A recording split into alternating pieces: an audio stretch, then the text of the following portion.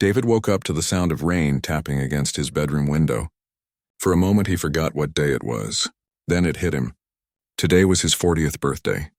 He lay there staring at the ceiling, listening to the rhythm of the rain, and felt absolutely nothing special about it. He reached for his phone on the nightstand.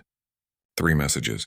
The first was from his daughter, Katie, a sweet video message she must have recorded late last night. She sang happy birthday in her small 7-year-old voice, holding up a drawing she'd made of the two of them. His heart squeezed. She was 3,000 miles away with his ex-wife now, and video calls were the best he could manage most days. He watched it twice before moving to the next message. His mom had texted at 6 in the morning. Happy birthday, sweetheart. Wish we could be there. Love you. Short and simple, just like her. She lived in Florida now, too far for a quick visit. The third message was from his credit card company, offering him bonus points. He almost laughed at that one. David pulled himself out of bed and walked to the kitchen. The apartment was quiet. Too quiet. He'd moved here 8 months ago for a job opportunity, thinking a fresh start would help him move on from the divorce. New city, new life, new possibilities. That's what he'd told himself. But starting over at 40 felt different than it would have at 30. Everyone his age already had their friend groups established, their weekend routine set, their lives figured out. He made coffee in the small machine he'd bought when he first moved in.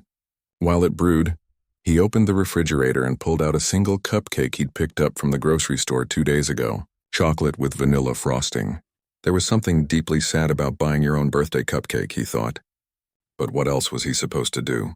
The coffee finished brewing and he poured himself a cup. He sat at his small kitchen table with the cupcake in front of him. No candle, no song, just him and his thoughts. He took a sip of coffee and looked around the apartment. Boxes were still stacked in the corner.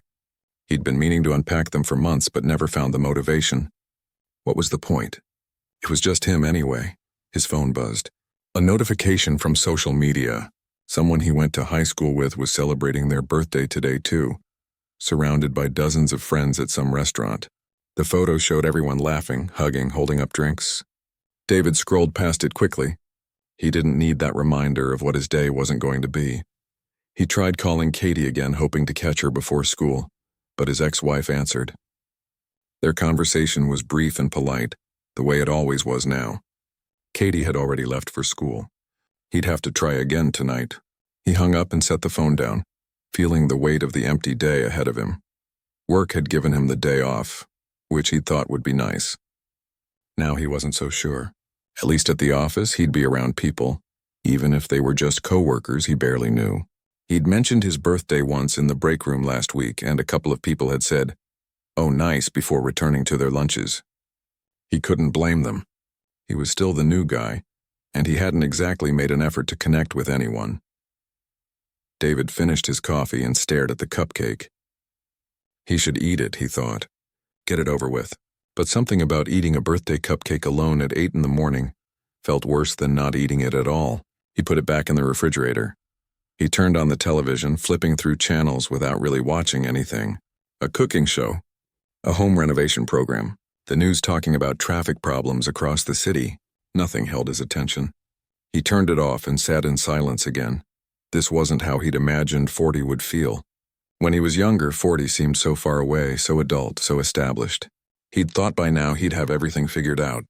A happy marriage, kids around him, a house full of life.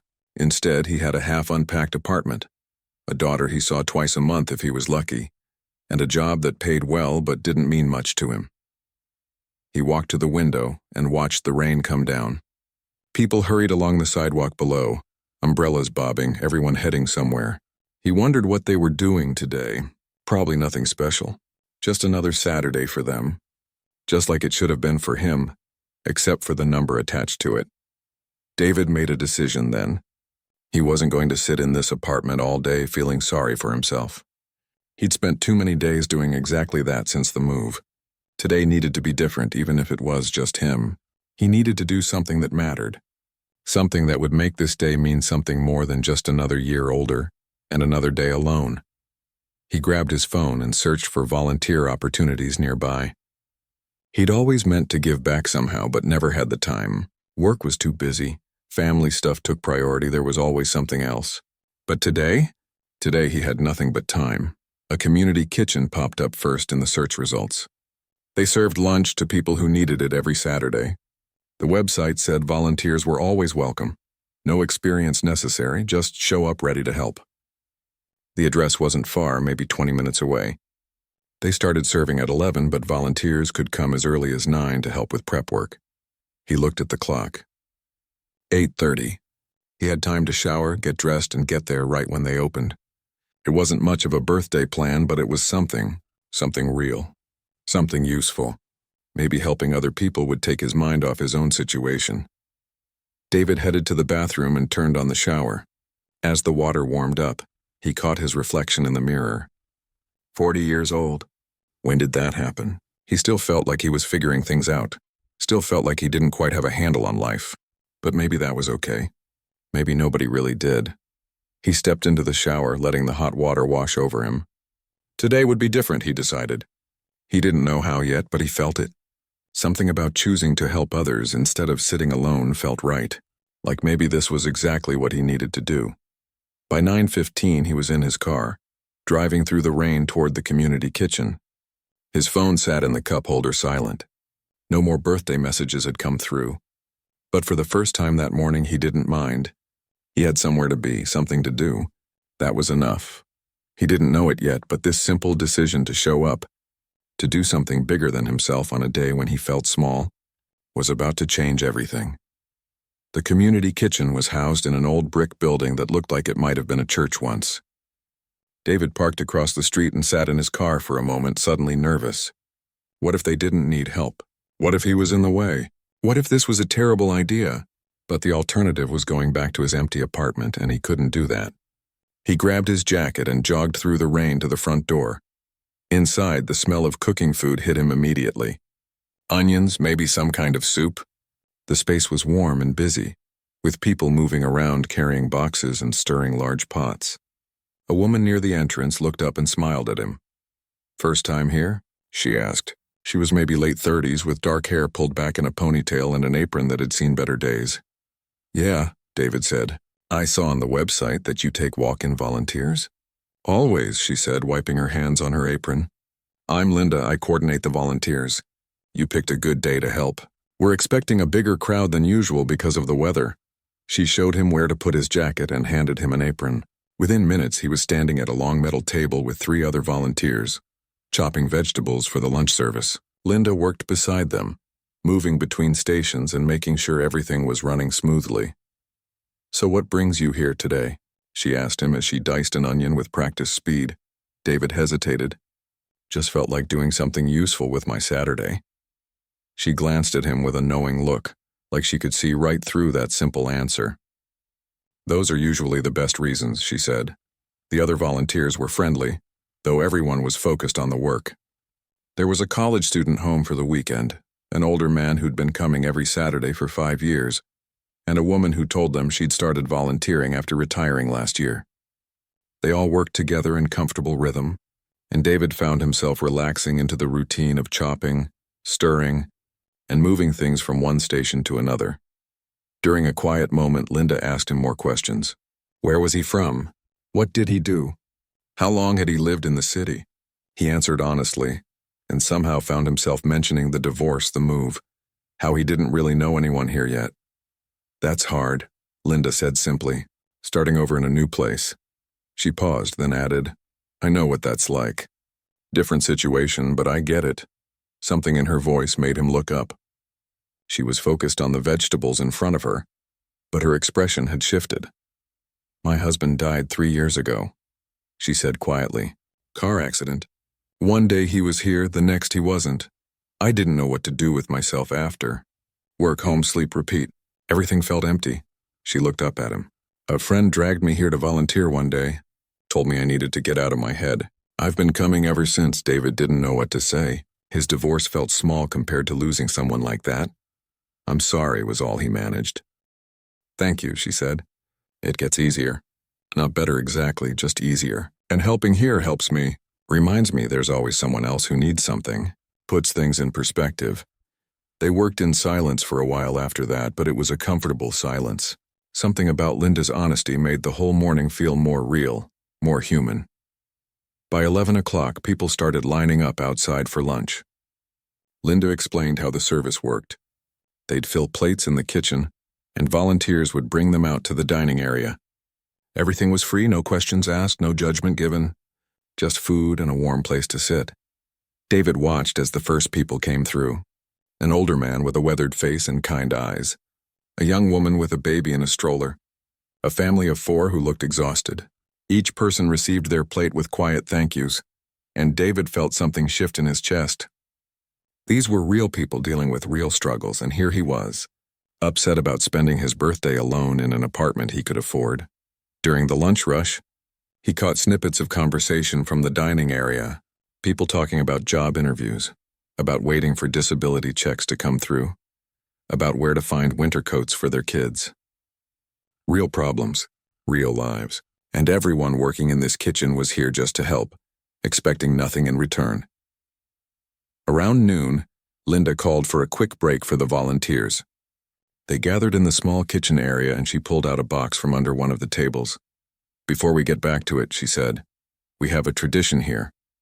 When someone volunteers on their birthday, we celebrate with them." "So happy birthday, David," he froze. "How did you—" "You mentioned your daughter calling this morning during prep," Linda said with a smile. "I put 2 and 2 together. We don't need cake or anything fancy, but we're not letting a birthday pass without acknowledging it." Before he could protest, the small group of volunteers and a few of the regular guests who'd finished eating gathered around. They sang happy birthday, their voices mixing in that slightly off-key way that somehow made it more genuine. David felt his throat tighten. When they finished, an older man who'd been eating lunch walked over. It was the same man with the weathered face from earlier. He reached into his worn jacket and pulled out a photograph creased and faded. "This is me on my 40th birthday," the man said. His name was Robert, and up close David could see his eyes were sharp and clear despite his age. "Long time ago now. 63 years to be exact." David took the photograph carefully. It showed a much younger Robert smiling at the camera, surrounded by people at what looked like a backyard party. "That was a good day," Robert said. "But I've had a lot of days since then. Good ones and bad ones. The thing about birthdays is they're just markers, you know? They don't mean much by themselves. It's what you do with the time between them that matters." He pressed the photo into David's hand. "You keep that. Reminder that every age has its moments. You just have to stay open to them." David tried to give it back. "I can't take this." "You can," Robert said firmly. "I got plenty of memories up here." He tapped his head. "And something tells me you needed to hear that today." Linda brought over paper cups of juice and they toasted. To birthdays. To new beginnings. To showing up. The moment was simple and quick, but it hit David harder than any fancy dinner or expensive gift could have. As they returned to serving lunch, David couldn't stop thinking about what just happened. He'd come here to distract himself from being alone, expecting to spend a few hours helping and then go home feeling slightly better about himself. Instead, these people, most of whom were struggling with their own problems, had taken time to celebrate him. A complete stranger. When the lunch service ended and they started cleaning up, Linda asked him if he had plans for the rest of the day. "Not really," he admitted. "Want to help with deliveries?" she asked. "We take meals to some folks who can't make it here. Usually takes a few hours, but it's good work." David thought about his empty apartment waiting for him. "Yeah," he said. "I'd like that." Linda smiled. "Good. We leave in 20 minutes. As David helped load containers of food into Linda's van, the rain had stopped. Sunlight was trying to break through the clouds. He touched the photograph in his pocket, Robert's 40-year-old face smiling up at some camera from decades ago. "Stay open to the moments," Robert had said. David was starting to understand what he meant. The van was packed with containers of hot food, each labeled with a name and address. Linda had a clipboard with a list of stops, and she explained as they drove that most of these people were elderly or had mobility issues that made getting to the kitchen difficult. "Some of them we see every week," she said, navigating through the wet streets. "Others we just met recently, but they all matter. Sometimes this meal is the only hot food they get all day. Sometimes it's the only conversation they have." Their first stop was a small apartment building on the east side. Linda grabbed 2 containers and led David up 3 flights of stairs. The hallway smelled like old carpet and cleaning products. She knocked on apartment 3C. The woman who answered was tiny, maybe 5 feet tall, with dark skin and bright eyes that crinkled when she smiled. She looked to be in her late 70s. "Linda," she said warmly, then noticed David. "And you brought a helper today." "This is David," Linda said. "First time volunteering with us." "David, this is Mrs. Adeyemi." Mrs. Adeyemi invited them in immediately, despite Linda's protest that they didn't want to intrude. The apartment was small but immaculate, filled with photographs and colorful fabric draped over the furniture. "Nonsense," Mrs. Adeyemi said. "You bring me food every week. The least I can do is offer you tea." She looked at David. "Are you married?" "I have a granddaughter, very beautiful, very smart." Linda laughed. "Mrs. A, leave the poor man alone." But Mrs. Adeyemi was already heading to her small kitchen to put the kettle on. Linda gave David an apologetic look. "This happens at almost every stop. Fair warning." They sat in her living room and Mrs. Adeyemi asked David questions while she prepared tea. Where was he from? What did he do? Did he have children? When he mentioned it was his birthday, her whole face lit up. "Birthday? And you spend it bringing food to an old woman? That's very special." She disappeared into her bedroom for a moment and came back holding something small. "Here, for luck." It was a small carved wooden elephant, no bigger than his thumb, with intricate details in the wood. "My husband carved these," she explained. "He passed 15 years ago, but he made dozens of them. I give them to people who need a little blessing." She pressed it into David's palm. "Elephant never forgets, and neither should you. Remember today. Remember you have a good heart." David tried to refuse, but she wouldn't hear it. "You helped me today," she said firmly. "So you take something with you. That's how it works." They drank tea while Mrs. Adeyemi told them about her life in Nigeria before she came to America 40 years ago. She talked about her husband, her children scattered across the country, her granddaughter who was in medical school. Despite living alone in this small apartment, despite needing meal deliveries to get by, she radiated warmth and joy. When they finally left, David's pocket held both Robert's photograph and Mrs. Adeyemi's wooden elephant. 2 small gifts from 2 people who had less than he did, both given freely on his birthday. The second stop was a house that had seen better days. The paint was peeling and the small yard was overgrown. Linda knocked, and a man's voice called for them to come in.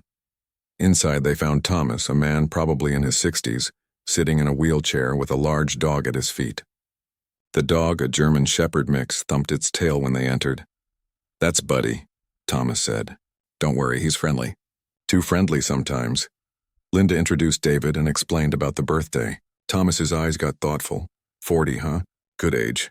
I was still in the army at 40. Seems like yesterday and a lifetime ago at the same time. He gestured to his legs. Took some shrapnel in Desert Storm. Didn't slow me down much until a few years ago when things got worse. But I got Buddy and I got people like Linda checking on me, so I can't complain. Thomas used to be a chef, Linda said. Before all this. Short order cook, Thomas corrected with a smile. But yeah, I loved it. Nothing fancy, just good food made right. Diners mostly. Made the best red sauce in 3 counties, or so I like to think. David found himself sitting down as Thomas talked about his cooking days. The man's passion for food was evident, even talking about it years later. Linda mentioned they'd brought pasta and sauce today and Thomas made a face. "That jarred stuff? Come on, Linda, you know better." He looked at David. "You ever made real pasta sauce? From scratch?" "Not really," David admitted. "Well then." Thomas wheeled himself toward the small kitchen. "Can't have you turning 40 without learning. Linda, you brought me onions and garlic and tomatoes, right?" "Thomas, we have other deliveries," Linda started. "Give me 20 minutes, Thomas said. "I'll make it quick. Besides, when's the last time you had good sauce?" "The real stuff?"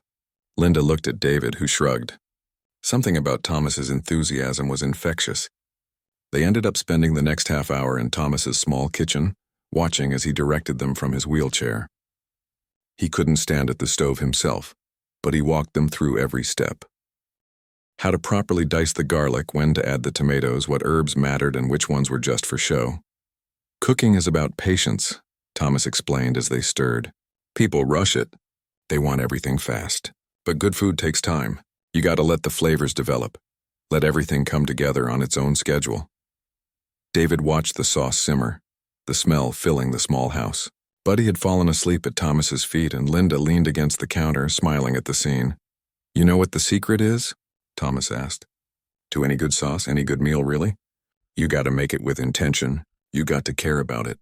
Doesn't matter if you're cooking for 100 people or just yourself. If you care, people taste it." When the sauce was done, Thomas made them taste it. David had to admit it was better than anything he'd bought in a store. Rich and complex, with layers of flavor that seemed to unfold on his tongue. "See?" Thomas said, looking satisfied. "That's real food. Now you know how to make it. Don't forget." Before they left, Thomas scooped some of the sauce into a container for David to take with him. "Happy birthday," he said. "And remember what I told you. Patience and intention. Works for cooking, works for life too." The third delivery was to a young couple with a baby.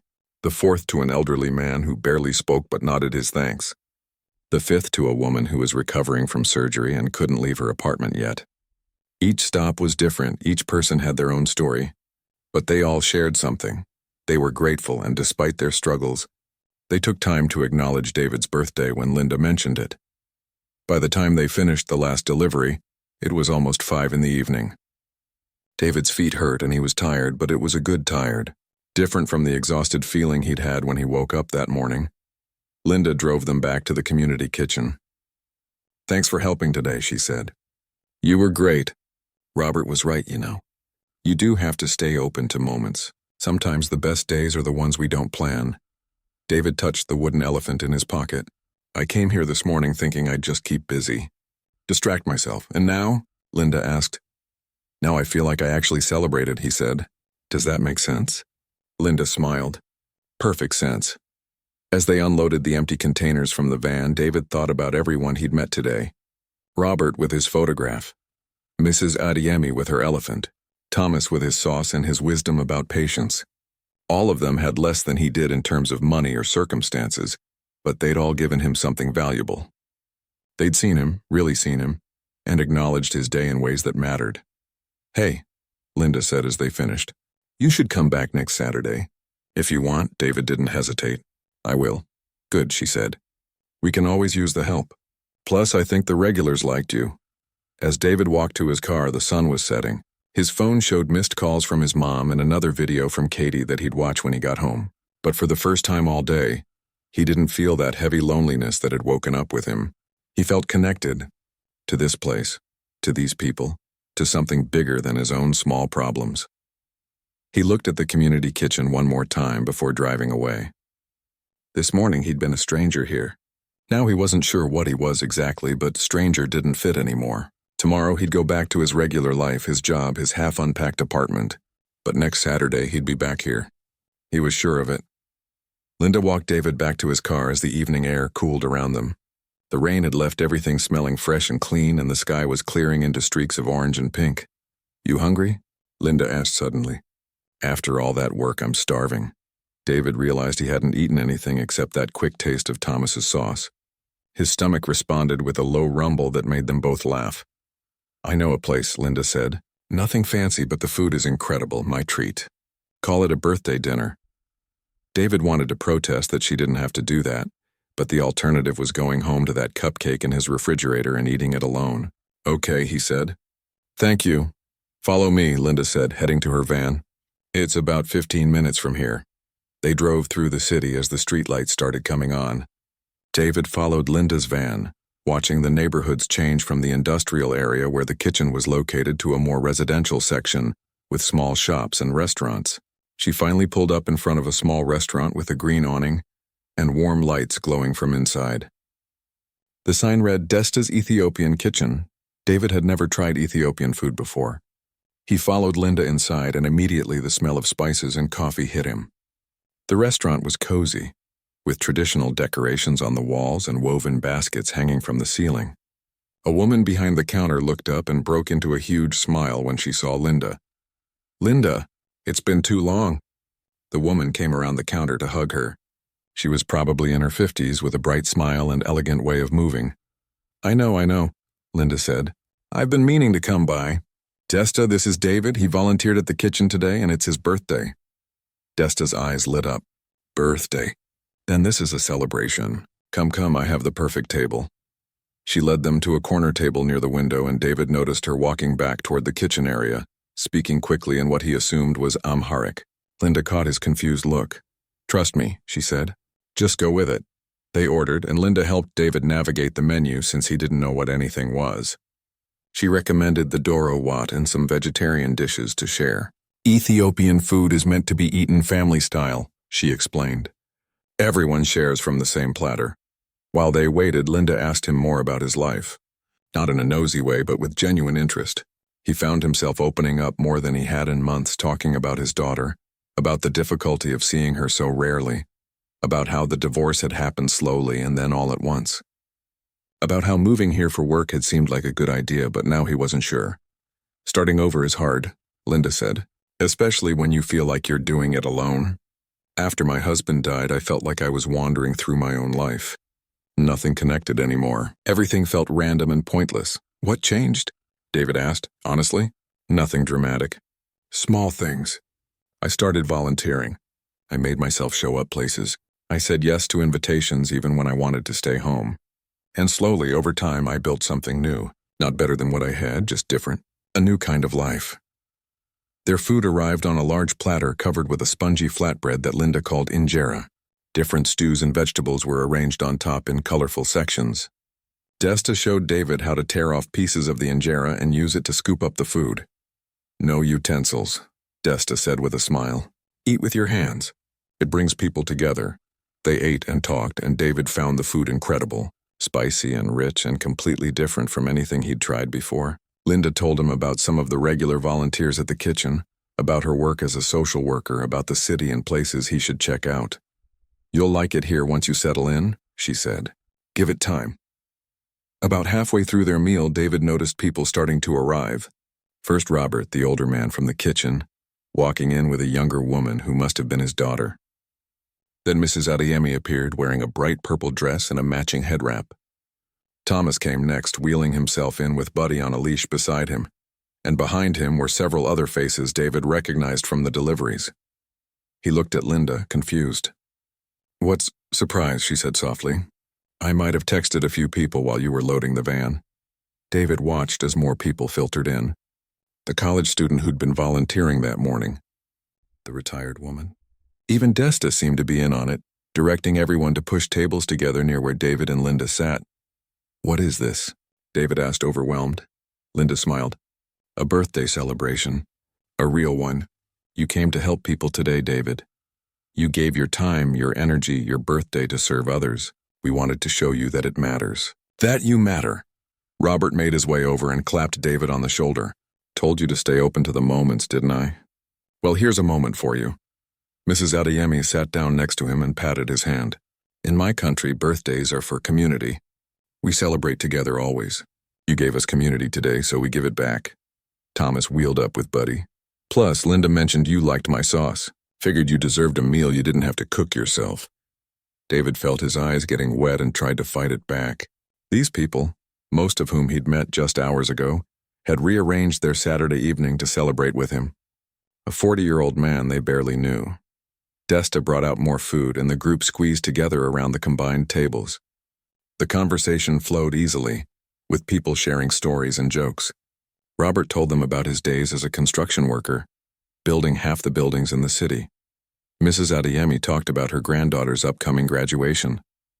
Thomas explained the history of Ethiopian food to anyone who would listen, clearly in his element discussing cuisine. At some point the lights dimmed, and Desta emerged from the kitchen carrying a cake with candles blazing.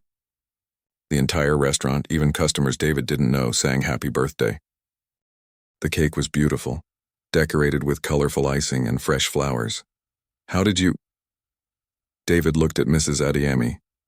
"I called Desta right after you left my apartment," she said proudly. "Told her we needed a cake for a very special young man. She's a miracle worker." David blew out the candles and everyone cheered. He couldn't remember the last time he'd felt this surrounded by genuine warmth. Not at his wedding, not at any work function, maybe not since he was a kid at his own childhood birthday parties. Desta cut the cake and served everyone. It was chocolate with raspberry filling, and it tasted even better than it looked. As David ate his slice, Robert stood up and raised his glass of water. "I want to say something," Robert announced. The table quieted down. "I met David this morning. Didn't know him from anybody, but I saw something in him that reminded me of myself a long time ago. A man trying to figure out where he belongs. A man who chose to spend his birthday serving others instead of feeling sorry for himself." He looked directly at David. "That takes character. And you know what I learned in my 103 years on this planet? Character attracts character. Good people find good people even when they're not looking. So here's to David, who came looking for a way to help and found a family instead." Everyone raised their glasses and cups. David had to look down at his cake because he couldn't trust his voice to work properly. A family, was that what this was? The celebration continued into the evening. People told stories, laughed, and enjoyed the food. David learned that the college student, Rachel, was studying to be a teacher. The retired woman, Patricia, had been a nurse for 40 years. Each person had their own history, their own struggles and triumphs, and they shared them freely. Around 8:30, people started saying their goodbyes. Robert's daughter needed to get him home. Mrs. Adiemi had an early church service in the morning. One by one, they hugged David and wished him well, making him promise to come back to volunteer next week. Finally, it was just David, Linda, and Desta left in the restaurant. Desta refused to let them pay for anything. "This was my gift," she said firmly. "Linda is like family to me, and now you are too. You come back anytime." Outside, the night air was cool and clean. David and Linda stood by their cars, neither quite ready to leave yet. "Thank you," David said, "for all of this. I don't know what to say." "You don't have to say anything," Linda replied. "You showed up today. You were present. You cared. That's all any of us can do." She paused. "I meant what I said earlier. Come back next Saturday. This doesn't have to be a one-time thing." "I will," David promised. "I definitely will." As he drove home, David's car felt different somehow. Like he was bringing something back with him. In his pocket were Robert's photograph and Mrs. Adeyemi's wooden elephant. In his stomach was incredible food shared with incredible people. In his heart was something he hadn't felt in a long time. Something he couldn't quite name, but that felt like hope. When he got home, his apartment looked the same, but he saw it differently. Yes, there were still boxes to unpack. Yes, he was still alone here. But he wasn't alone in the way that mattered anymore. He had somewhere to go next Saturday. He had people who'd taken the time to celebrate him. He had connections now, fragile and new, but real. He called Katie before bed, and this time he had stories to tell her. About the people he'd met. About the food he'd tried. About the unexpected party. She listened with the wonderful attention only a 7-year-old could give, asking questions about every detail. "Did you have a good birthday, Daddy?" she asked at the end. David looked around his apartment at the small tokens from his day. "Yeah, sweetheart," he said. "I really did. Maybe the best one ever." And as he said it, he realized it was true. After hanging up with Katie, David sat on his couch for a long time just thinking. The apartment was quiet again, but the silence felt different now. Less heavy, less like loneliness and more like peace. He pulled out his phone and looked at the photos he'd taken throughout the day. Linda had insisted on getting a group photo at the restaurant, and he'd been reluctant at first. But now, looking at it, seeing all those faces smiling at the camera, seeing himself among them, he was glad she'd pushed for it. He thought about how the day had started, waking up alone, staring at that single cupcake, feeling like 40 was just another year older in a life that wasn't going where he'd planned. He'd spent so much time lately thinking about what his life was supposed to be. The marriage that was supposed to last forever. The family that was supposed to stay together. All these supposetus that had fallen apart or never materialized. But today had shown him something different. Life didn't always follow the plan, and maybe that wasn't the tragedy he'd been treating it as. Maybe the unplanned moments, the unexpected connections, maybe that was where the real living happened. David got up and finally opened those boxes in the corner, the ones he'd been avoiding for 8 months. Inside were photo albums, books, kitchen supplies, all the pieces of his old life that he hadn't known what to do with. As he unpacked, he thought about what Linda had said about building something new. Not better than what came before, just different. He hung up pictures on the walls, photos of Katie at different ages, a framed picture from his wedding, because even though it ended, it had been real and important at the time. These were pieces of who he was, where he'd come from. They deserved to be displayed, not hidden away in boxes. He placed Robert's photograph on his bookshelf, propped up against some books. Next to it, he set Mrs. Adeyemi's wooden elephant. These were today's memories, and they mattered just as much as all the old ones. By the time he finished unpacking and arranging things, it was after 11. His apartment finally looked like someone actually lived there. It looked like home. The next week passed differently than the weeks before. David still went to work, still did his job, but he found himself engaging more with his coworkers. He joined them for lunch in the break room instead of eating at his desk. He accepted an invitation to happy hour on Thursday. These people weren't close friends yet, but he was starting to see the possibility of connection. He called Katie twice during the week instead of waiting for the scheduled call times. He told her about the people at the community kitchen, and she wanted to know everything about Buddy the dog and Mrs. Adeyemi's stories and Thomas's cooking lessons. She made him promise to teach her how to make pasta sauce when she visited next month. Saturday morning arrived, and David woke up actually looking forward to the day. He drove to the community kitchen with a container of the sauce he'd made. It wasn't as good as Thomas's, but it wasn't bad either. He wanted Thomas to try it, to tell him what he could improve. When he walked into the kitchen, Linda looked up and smiled. "You came back." "Of course I did," David said. "I promised I would." "A lot of people promise things," Linda said. "Not everyone follows through." David fell into the rhythm of the work easily. The other volunteers from last week were there too, and they greeted him like he'd been coming for months instead of just once. Rachel, the college student, worked beside him chopping vegetables. Patricia, the retired nurse, told stories about her grandchildren. Robert showed up mid-morning with fresh bread from a bakery he knew. "Can't have good soup without good bread," he announced. When the lunch service started, David recognized some of the faces from the week before. A few people nodded at him or said hello, remembering him. He was becoming a familiar presence, no longer just a stranger passing through. During a break, David showed Thomas the container of sauce he'd brought. Thomas opened it, smelled it, and nodded approvingly. "Not bad," he said. "A bit heavy on the oregano, maybe, but not bad at all for a second try." "You're learning." He looked up at David. "See? Patience. You didn't give up after one attempt. That's what matters." Over the next several weeks, volunteering on Saturdays became the anchor of David's week. He got to know the regular volunteers, the regular guests, the people they delivered to. Each person had their own story, their own struggles and joys. He learned that Robert had been married for 62 years before his wife passed, that Patricia had raised 4 children while working night shifts as a nurse, that Rachel was the first person in her family to go to college, that Thomas had been homeless for 6 months and it was this very kitchen that had helped him get back on his feet. These stories humbled David, his divorce, his loneliness. They were real and valid. But they weren't unique. Everyone was carrying something. Everyone was doing their best to keep going. And somehow, people still found ways to help each other, to celebrate each other, to show up. Katie visited in November, and David brought her to volunteer at the kitchen.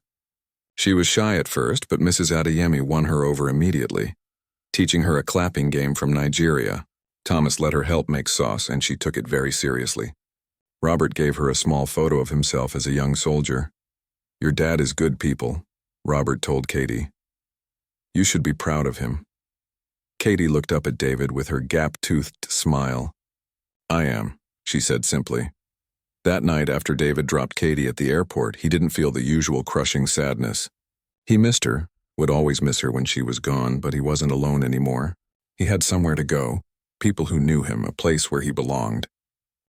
By December, David had been volunteering every Saturday for 3 months. The community kitchen was planning a holiday meal, and Linda asked David if he wanted to help organize it. He agreed without hesitation. The holiday meal was scheduled for the Saturday before Christmas. David arrived early that morning to help set up. The kitchen had been decorated with strings of lights and paper snowflakes. Tables were pushed together to create one long dining area. As people started arriving, David realized how much had changed since his birthday in October. He knew almost everyone who walked through the door. He knew their stories, their struggles, their small victories, and they knew him too.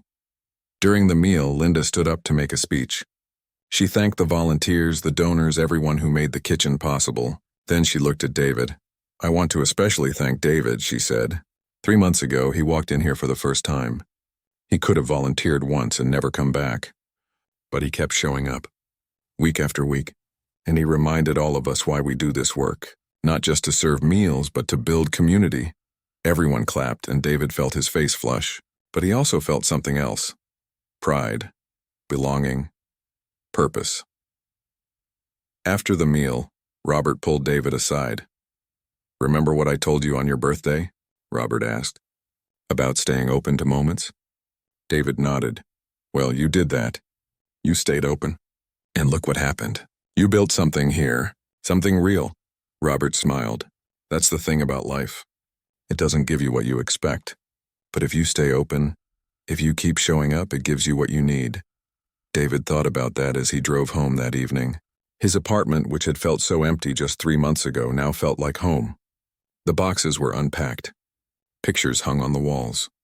He knew his neighbors now. His life at 40 didn't look anything like he'd thought it would.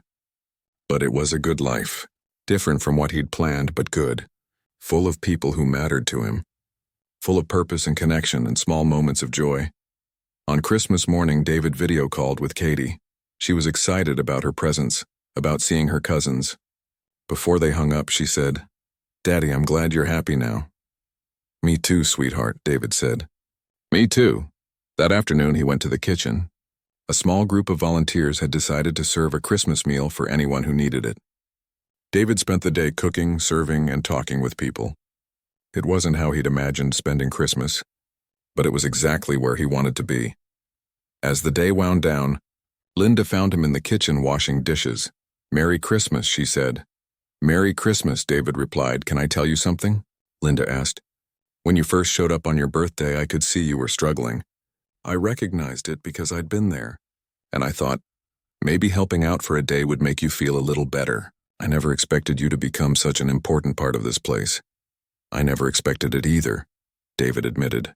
"I just showed up looking for something to do." "I found so much more than that," Linda smiled. "That's usually how it works. You come looking for one thing and find something else entirely, something better." David drove home that evening thinking about destiny. On his 40th birthday, he'd woken up alone and convinced he'd spend the day that way. He'd been resigned to it, had made peace with it, but something had pushed him to do something different, to show up somewhere new. If he'd stayed home that day, if he'd given in to the loneliness, where would he be now? Probably in the same place, still feeling lost and alone. But he'd made a different choice. Small choice, really. Just deciding to volunteer for a few hours. That small choice had led to everything else.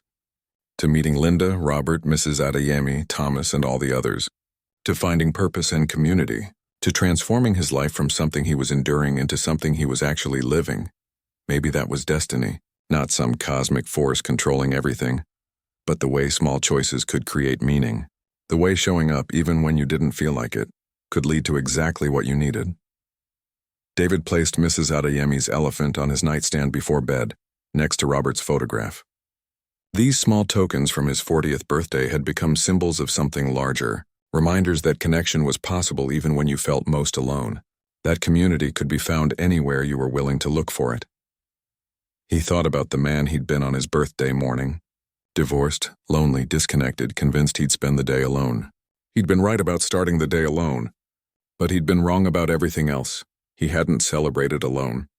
Destiny or luck or simple human kindness or whatever you wanted to call it had other plans. Better plans. Plans that involved showing up, staying open, and finding family in unexpected places. As David fell asleep that Christmas night, he felt grateful. Not for the life he'd planned and lost, but for the life he'd found. It wasn't perfect. He still had hard days. He still missed Katie terribly, but he wasn't alone anymore. His phone buzzed with the text from Linda. "Next Saturday, Mrs. A wants to teach us how to cook her jollof rice. You in?" David smiled and typed back immediately. Definitely in. Tomorrow would be just another day, but now he knew that any day could become extraordinary if you were willing to show up for it. If you stayed open to the moments, he'd believed he'd celebrate his 40th birthday alone. Until destiny had other plans. The best plans. Plans that had given him not just a birthday celebration, but a whole new life. And that was the best gift anyone could ask for.